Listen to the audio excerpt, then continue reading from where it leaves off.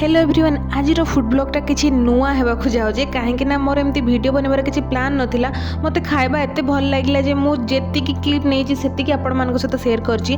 तो मुझे आज होटेल पुष्पक जोटा अच्छी बरगढ़ 25 किलोमीटर दूर में सोहेला बोली गोटे जगह अच्छी सेठी अच्छी आठी फास्ट आमर आसाला पांपड़ पांपड़ सहित से गोटे टमाटो धनिया पतर चटनी पांपड़ सहित धनिया पतर चटनी आपड़ एमती मिसेकी खाइले ना माने पूरा एते टेस्टी थिला माने पूरा पार्टी रे लाड़ आसजिवो एते बढ़िया। तापर आमे सिंपल भेज खाइथिलु भेज थाली खाइथिलु मुई पखाड़ खाइथिली पखाड़ रे से माने देथिले चिप्स आलू बीन्स भजा साग आउ लेथा से माने आमे जेमती हमर एपट साइड जेमती कांजी करा हुए सेठी से मानकर लेथा बोली गोटे सब्जी अछि लेथा देथिले ता सहित डाली छतु थिला पनीर थिला आ एते सारा जिंस को से माने नेउथिले ओनली 130 रुपीस आपण माने गरम भात भी खाइ परिबे आउ ता सहित एठी हमु पखाड़ खाइथिली पखाड़ सहित पूरा एई जो खाइबार कॉम्बोटा मते बहुत भल लागिथिला।